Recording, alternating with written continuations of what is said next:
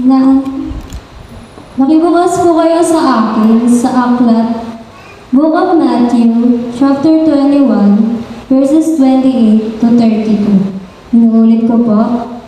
Matthew 21, verses 28 to 32. Ito po ang sinasabi. Ano ang palagay niyo rito? May isang taong may dalawang anak na lalaki. Lumapit siya sa nakakatanda at sinabi, Anak, pumunta ka ngayon sa ubasan at magtrabaho ka roon. Ayoko po, tugon nito. Ngunit nagbago ito ng pasya at nagtrabaho sa ubasan. Lumapit din ang ama sa ikalawa at ganon din ang kanyang sinabi.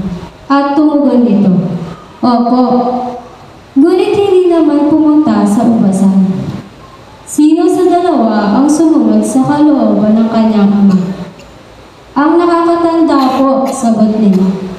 Sinabi sa kanila ni Jesus, Tandaan niyo, ang mga maniningil ng buwis at ang mga bayarang babae ay nauuna pa sa inyo na makapasok sa kaharian ng Diyos, sapagkat naparito sa inyo si Juan at itinuro ang pagsunod sa kalooban ng Diyos. At hindi ninyo siya pinaniniwalaan. Ngunit naniwala sa kanya ang mga maniningil na buwis at mga bayarang babae. Nakita ninyo rito, subalit hindi pa rin kayo nagsisi at tumalikod sa inyong mga kasalanan. At hindi rin kayo naniwala sa kanya. Purihin po ang makapangyarihang salita ng Diyos at i-welcome po natin ang kanyang lingkod, Pastor Albert Catito.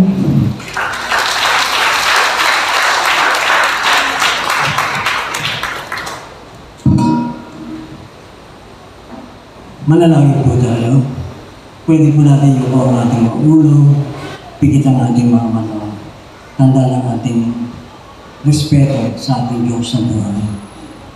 Maraming Diyos sa buhay, makapangyarihan sa lahat. Salamat po sa pagkakataon nito na kami ay makikipag-iig sa inyong banal na presensya at lalo na sa inyong banal na salita. Na Lord, tulungan niyo po kami na unawain sa gabay ng Santong Espiritu, maunawaan namin ang inyong mga salita na mabibenepisyo ang aming mga buhay espiritual. Lord, kayo ang laging maitaas, wala na pong iba. Kayo po ang lagi namin dapat ipagmalaki, wala na pong iba. Sa inyo lang namin ibinabalik ang lahat ng papuri, parangal, pasasalamat sa tanging pangalan ng aming Panginoong Jesus. Ang lahat ay magsabi na, Amen. Palakpakan natin ng Panginoon at tayo po yung mga kaibigan. Magandang umaga po sa ating lahat. Napakabuti po ng Diyos. God is a good God. Ang topic po natin ngayong umaga sa ating binasa, the parable of two sons. Ito, napakaganda nito dahil dito nakikita yung kung saan nalulugod ang Diyos sa buhay na masunurin sa Panginoon. Yan ang kinalulugdan niya.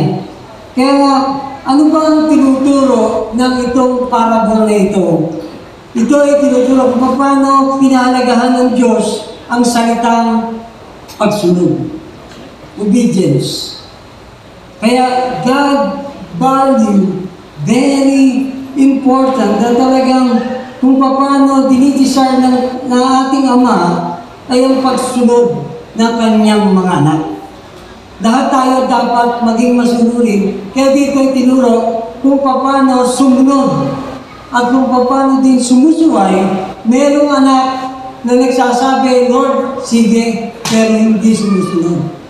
Pero merong isang anak, sabi niya, hindi siya susunod. Pero naisip niya, at napag-isip-isip niya, sumunod siya. Kailangan niya sumunod. Kaya mahalaga na tayo bilang mga anak, ang maintindihan natin, mailagay sa puso natin kung bakit tayo pinagpapala because of our obedience to the Lord. Because sinabi ng salita ng Diyos, from Deuteronomy 28, obedience brings blessing. Yan ang napakahalaga na dapat bigyan natin ng pahalaga. Sabi ng mga ngaral, ng Mangaral chapter 12 verse 13, ito ay katungkulan ng tao, dalawang bagay, ang igalang ng Diyos, matakot sa Kanya, at sundin ang Kanyang mga salita. Yan lang. Sa lahat ng tao, Kristiyano man o hindi, yan ang nilalagay ng Panginoon sa puso natin. Kailangan talagang ibigay natin yung pagsunod sa Panginoon. Kailangan natin, sabi nga, yung pananampalataya, obedience, prove our faith in our God. Kaya talagang ito ang nagpo-prove na kung tayo, sabi nga, 2 Corinthians 5:7, na hindi lang dapat perception, na katulad na sinabi ni Pastor Eric, pero yung persistency, yung pagsunod sa Diyos, ito yun, nakasama yung pananampalataya. Kaya nga sabi ng 2 Corinthians 5:7, we walk by faith and not by sight. Hindi lang sa ating paningin, hindi lang sa ating nakikita, hindi sa ating natutunan, narinig. Kailangan talagang tayo ay sumunod dahil sa pananampalataya natin sa Panginoon. Dahil mahal natin ang Diyos. Sabi po ng 1 Corinthians chapter 13, verse 12, wala po dyan. Sa kasalukuyan, tila malabong larawan ang nakikita natin sa salamin, ngunit darating ang araw na makikita natin siya ng mukhaan. Bahagya lamang ang nalaman ko ngayon, ngunit darating ang araw na malulubos ang kaalaman ito tulad ng pagkakilala sa akin ng Diyos. Kaya talagang gusto ng Panginoon, kahit hindi natin nakikita ang Diyos, sumusunod tayo dahil kilala natin ang Diyos. At tayo, pag kilala natin ang Diyos, sumusunod tayo sa Kanya. Sumusunod tayo by faith. Dahil hindi natin nakikita ang Diyos, pero nararanasan natin. Nararamdaman natin na tayo ay pinagpapala ng Diyos, lalo na sa 2024. At ngayon, 2025, mas lalo tayo pagpapalain ng Diyos. Amen. Kung nananalig kayo na pagpapalain tayo ng Diyos, pumalakpak sa Panginoon.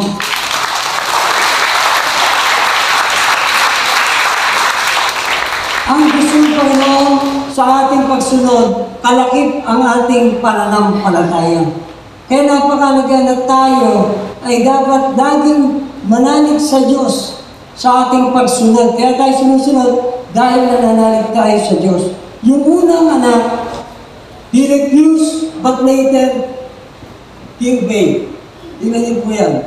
Second son, agreed to obey, yet he refused. Kaya nga inutusan ng Panginoon. Kaya nga, who are the sons? We are all sons of God. Lahat tayo, anak ng Diyos. Kaya lang, may mga time na hindi tayo sumusunod, nakasusunod. Pero may time, pag hindi tayo nakasunod, nakikita na kasala tayo, nararanasan natin ang paglayo when we pray. Mararamdaman natin na parang layo-layo ng Diyos. Pero, anak tayo ng Diyos. Sabi po ng Ephesians, chapter 2, verse 1 to 5. Noong una'y patay kayo dahil sa inyong mga pagsuway at mga kasalanan. Sinusunod niyo noon ang masasamang takbo ng mundo nito at napailalim kayo sa pinuno ng mga kapangyarihan sa impapawid. Ang Espiritong naghahalos sa mga taong ayaw pasakop sa Diyos. Kaya Satanas to. Kaya kahit na Kristiyano tayo, minsan inaagaw ni Satanas yung mga takbo ng ating pag-iisip, yung takbo ng mundo, minsan nagpapa-alipin tayo.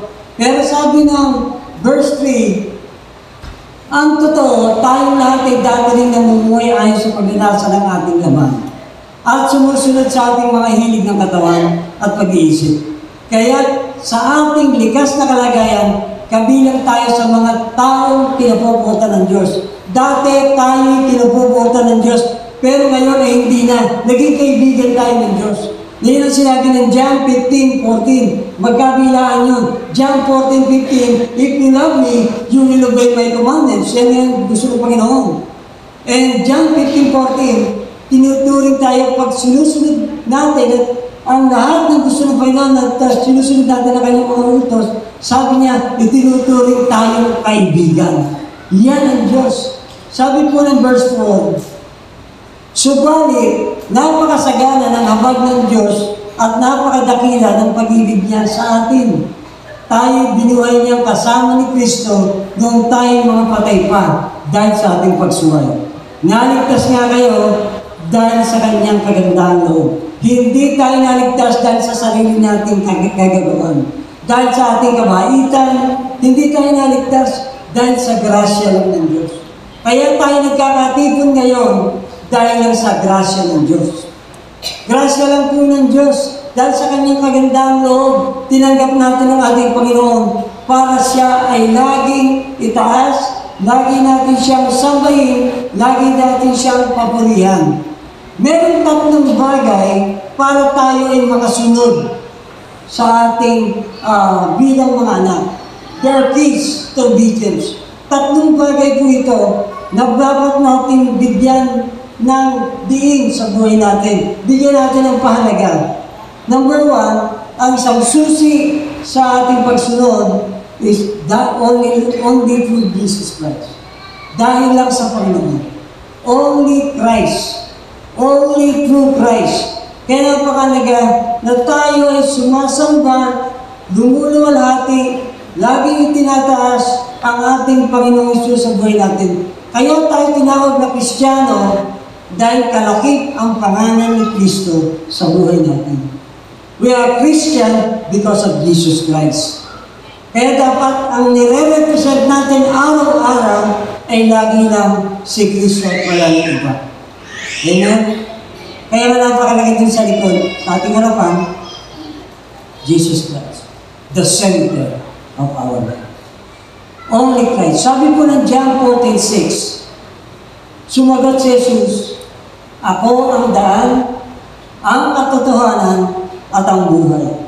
Walang makakapunta sa Ama kundi sa pamamagitan ko. Lahat ng bagay, hihingin man natin, anumang kaparaanan, anumang gabay, makakapunta lang tayo sa Ama sa pamamagitan ni Jesus. Kaya napakahalaga. Sabi ng Matthew 5:17-18, pero dinagdagan ko hanggang 20. Huwag ninyong akalaing naparito ako upang pawalang bisa ang kautusan at mga propeta. Naparito ako hindi upang ipawalang bisa ang mga iyon, kundi upang tuparin. Tandaan ninyo, maglalaho ang langit at ang lupa, ngunit ni isang tuldok o kudlit man ng kautusan ay di mawawala ng bisa hanggang hindi natutupad ang lahat. Kaya ang gusto ng Panginoon, pahalagahan natin yung kanyang salita. Yung kanyang salita ay siya mismo ang presensya niyon ay sumasama natin. Kaya sabi ng Joshua 9, wherever we go, God is there. Dahil talaga natin, isang Kristiyano na sumusunod sa Diyos, na kapag sumusunod sa Diyos, lagi tayong sasamahan ng Diyos. Lagi tayo, kaya ang tulong ng Diyos, sabi niya, I will never leave you nor forsake you. Mahalaga na tayo ay lagi kay Kristo lang at wala ng iba.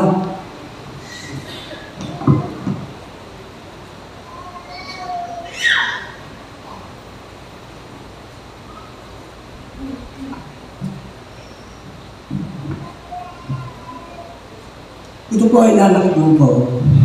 Iko-connect ang isang kwento. Meron pong mag-ama. Ang tatay niya, araw-araw wala halos panahon sa kanyang anak na lalaki. Kaya isang araw, tinanong niya ang tatay niya galing sa trabaho. Bawat papasok siya. Tay, magkano po ba sweldo yung isang araw sa trabaho mo? Bakit anak? Pagpag-sweldo ko tinatanong mo. Ang sabi ng tatay, 500 piso isang araw ka sa trabaho. Bakit mo naman tinatanong? Kasi tay, nag-iipon ako sa baon ko. Iniipon ko, kung 500, matagal-tagal din yun.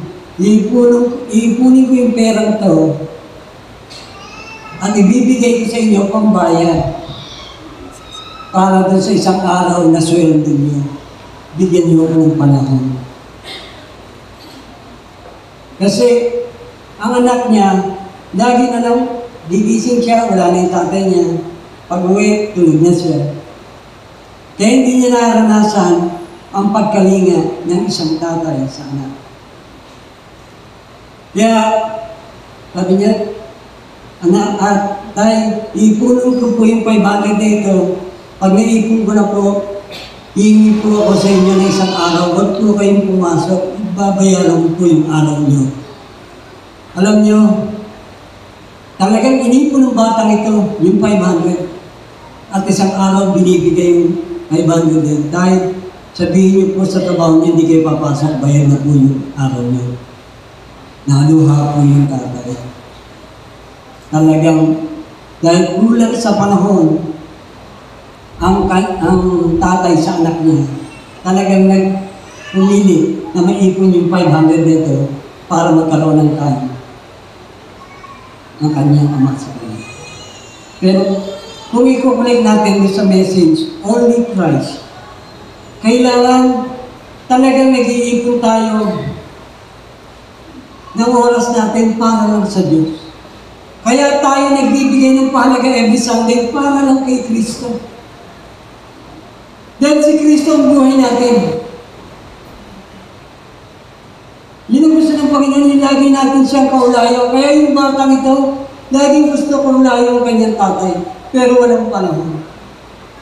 Pero tayo naman, sa atin, bilang mga anak, pwede rin tayo mag-ipon. Nako, linggo ngayon, sana linggo ulit. Dahil gusto ko laging kapiling ang Diyos. Napakasarap nun. Siya ang nagbibigay ng kaligayahan. Yung anak, nagdidesire na magkaroon ng pagkakataon sa buong araw, isang araw lang. Kaya yung araw ng linggo, itong araw na ito ay para sa Diyos. Dapat namnamin natin yung araw ng linggo na ito. Dito lang natin siya nakakausap. Hindi lang, kasi sa bawat araw na nagtatrabaho tayo, pakonting-konting oras lang. Yung prayer life natin sa umaga, sa tanghali, sa gabi, yung pagbabasa natin ng Bible, sandali lang. Pero ito, ramdam natin, sama-sama tayo. Ito ang gusto ng Panginoon, magkaroon tayo ng pagkakataon na laging magbigay ng oras sa Kanya. Parang yung tatay, walang panahon. Balik lang. Minsan tayo, nabubuhay lang tayo dahil kay Kristo, dahil sa Kanyang gabay. Kaya dapat bigyan lagi natin ito ng pahalaga. Yung ating pagsunod na sinuutos ng Diyos, masusunod natin ang Kanyang mga utos kung nandun yung closeness, mahal natin ang isa't isa. Pangalawa po, only through love. Dahil sa pag-ibig ng Diyos, unang umibig ang Diyos sa atin. Tayo ay nagbabalik lang ng pag-ibig natin sa Kanya. Kaya tayo narito dahil umiibig tayo sa Kanya. Ang lahat ng umiibig sa Diyos, pwede itaas ang kamay. Palakpakan natin ang Panginoon. Hallelujah. Sabi ng Panginoon, kung iniibig ninyo ako, tutuparin ninyo ang aking mga utos. Sabi ng verse 21, John 14:21, ang tumatanggap sa mga utos ko at tumutupad nito ang siyang umiibig sa akin. Ang umiibig sa akin ay iibigin ng aking Ama, iibigin ko rin siya at ako'y lubusang magpapakilala sa Kanya. Napakaganda nun. Yung pagmamahal ng Diyos, papakita niya, iniibig tayo ng Ama, iniibig din tayo ng ating Panginoong Hesus, at magpapakilala siya ng lubusan sa atin. Yun ang napakasarap. Na talagang yung closeness natin, gusto ng Panginoon closeness. Kaya sabi ng James 4:7, James 4:8, Draw near to God, and I will draw near to you. Yan ang sabi ng Panginoon. Kaya napakaganda, sabi ng Hebrews chapter 1, verse 12, Christ is changeless. It means that His character will never change. He is persistent in His love for us. Committed to fairness and justice, and absolutely set on being merciful to us, who are so undeserving. Rejoice today, sabi ng Panginoon, that Christ is changeless. Hindi nagbabago ang Diyos. He is the same yesterday, today, and forever. So ang Diyos ay nagmamahal noon hanggang sa ngayon at magpakailanman. Ang pangalan ng Diyos ay ang kanyang pag-ibig. Pag-ibig yan. Karakter ng Lord yan. Gusto ng Panginoon, ganun din ang maging karakter natin. Abundant in love. Abundant. Always umaapaw na pagmamahal. Kaya nga, love covers multitudes of sin. Kaya tayo nagkakasala, pero ang Diyos laging handang magpatawad. If we are always sincere sa ating paghingi ng tawad sa Kanya. Yan ang Panginoon para maging patuloy na ang connection natin. Kaya nga meron 1 John 1:9. If we repent of all our sin, and He is faithful and just to forgive our sin. Gusto ng Panginoon, closeness. Ayaw ng Diyos na lumalayo tayo sa Kanya. Gusto ng Panginoon, laging malapit na relasyon.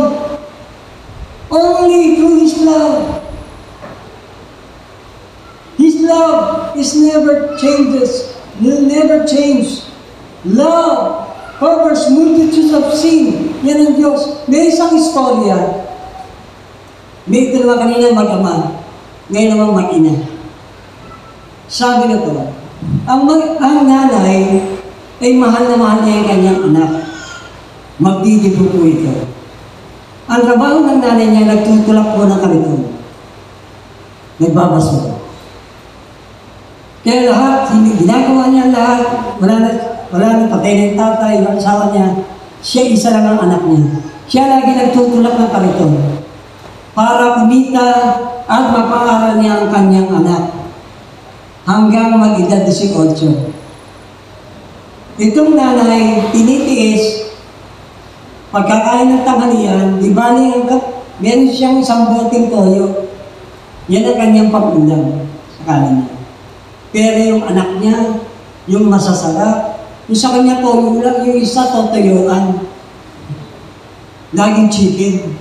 Para bigyan niya ng pagmamahal. Yung talagang pagkalinga ang kanyang anak. Pero, nagtataka, yung anak niya, parang wala lang, natoyo ang ulam. Hindi niya man lang inahatihan ng nanay niya sa ulam. Pero, nanay niya, nakatingin na siya, tantuwa habang kinakain yung fried chicken. Siya naman toyo. Ini-imagine na lang niya na kumakain din siya ng fried chicken. Alam niyo, isang araw, humiling ang anak niya, magdi-18, bigyan siya ng magandang engranding debut. Ano nangyari? Nakita niya, anak, pero yung trabaho niya lang, namamasura lang.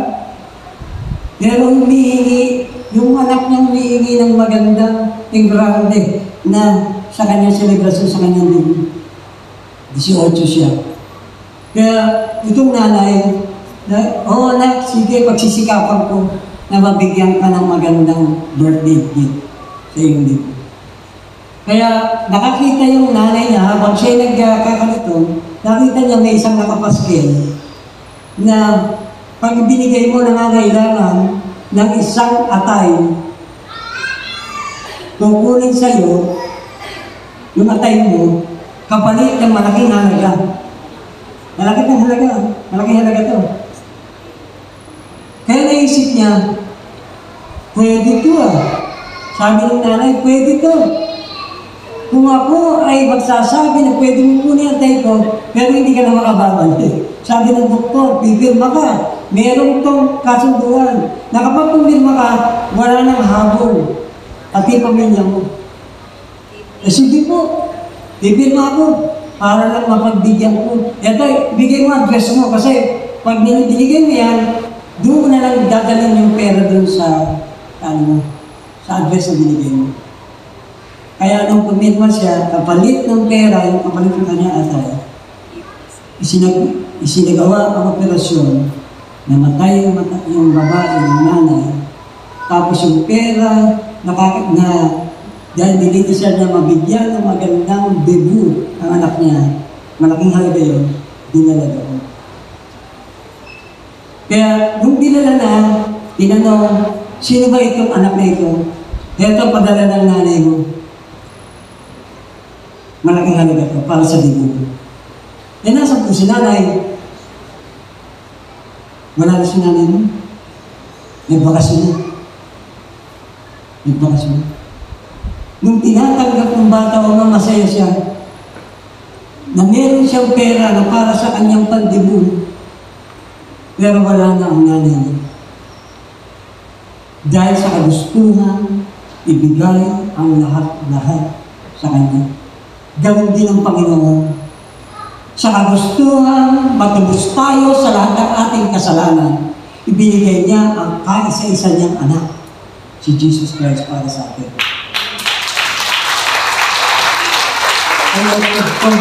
May message ito ng isang babae na sobra, kahit nga pagkaraniwang tao kaya magbigay, masigit ang pagbibigay ng Diyos sa atin.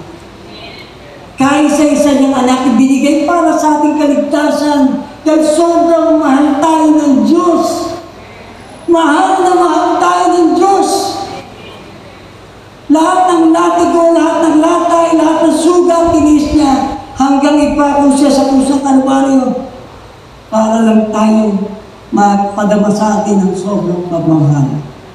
Kaya yung balik natin, kaya tayo sumasamba, kaya tayo nananalangin, kaya tayo nagbabasa ng salita ng Diyos, kung bakit tayo nakikinig, dahil balik na pagmamahal para sa Diyos. Amen?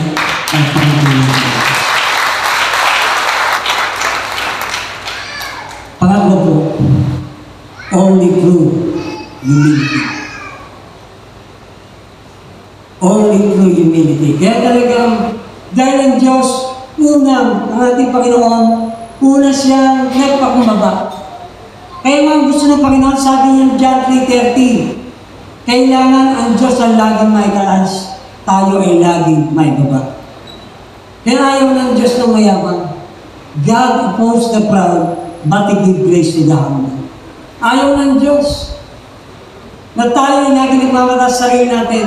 Kahit ano pa kalagayan natin sa buhay, ang pwede lang pagmalaki natin, meron tayong Diyos. Diyos na may pagmamalaki natin. Diyos na lagi natin tataas. Sabi po ng Pilipos 2:5-11, naway magkaroon kayo ng kaisipan ng tulad ng kay Kristo Jesus. Gusto ng Panginoon, we have the mind of Christ. Kaya nga mangyayari lang ito, kung sabi ng Panginoon sa Colossians 3:2, set our mind on things above. Kaya nga ang ating Panginoong Isus, kung ano ang gusto ng Ama, yun ang kanyang sinusunod. Kaya nga dapat ganun din tayo. Kung ano ang gusto ng ating Panginoong Isus, yun din ang laging nasa isip natin. Kaya nga sabi ng Panginoon sa John 15:7, if you abide in me, and my word abide in you, and my presence abide in you, and my guidance upon you, and my love will be with you. Yan ang gusto ng Panginoon, maintindihan natin. Only through humility, sasamahan tayo ng Diyos kung tayo ay talagang ina-acknowledge ang laging presensya ng Diyos. Hindi ka mabubuhay kung walang kaligayahan sa puso ng Panginoon. Every desire of our heart, because of our love towards Christ. Yan ang gusto ng Panginoon. If you love me, you will obey my commandments. Means, humble down to His word. Bagamat siya Diyos, hindi siya pinipilitang manatiling kapantay ng Diyos. Verse 7, sa halip kusa niyang binitawan ang pagiging kapantay ng Diyos at namuhay na isang alipin. Ipinanganak siya bilang tao, nang siya'y maging tao, nagpakumbaba siya at naging masunurin hanggang kamatayan. Tayo yung ganun. Kung tayo'y patay na, wala na yung dating pagkatao natin. Wala na. Binigyan tayo ng bagong buhay. Kaya gusto ng Panginoon maranasan natin ang kapakumbabaan. Maging masunurin hanggang kamatayan. Kasi kung patay tayo sa sarili nating kagustuhan, hindi tayo maapektuhan ng anumang ganda ng sanlibutan. Kung ano man yung nakakaakit ng ating laman, ay hindi tayo maakit dahil patay na tayo. Yan ang gusto ng Panginoon. Hindi tayo nagiging laging naakit ng mga bagay sa mundo ito. Yung mga yagang-yang, yan ang gusto ng mga kabataan. Kaya kailangan laging masunurin hanggang kamatayan. Maging ito man ay kamatayan sa krus. Lahat ng ating kasalanan, ipinako sa krus. Yan ang ginawa ng Panginoon para meron tayong modelo na dapat tularan. Sabi po ng verse 9, dahil dito siya lubusang itinaas ng Diyos at binigyan ng pangalang higit sa lahat ng pangalan.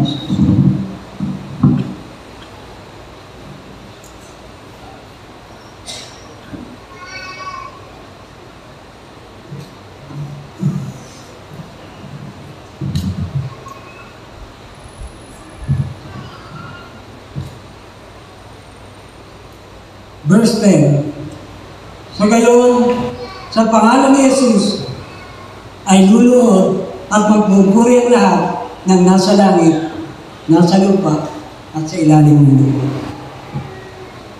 Kaya lahat tayo, dapat talaga tularan natin ang Panginoon kung paano siya nagpakumbaba. Sabi ng verse 11, at ipapahayag ng lahat na si Kristo ang Panginoon sa ikararagal ng Diyos Ama. Lahat puro sa kaluwalhatian ng ating Panginoon. Ang lahat ng ating gagawa, kaya nga ayaw ng Diyos na mapagmalaki. Dapat kung magmamalaki tayo, ang ipagmalaki lang natin, meron Diyos tayo, ating Panginoon Jesus. Amen? Amen? Sabihin natin sa katabi natin, nasa iyo ang Panginoon. Patuloy na sambahin ang Panginoon. Hallelujah.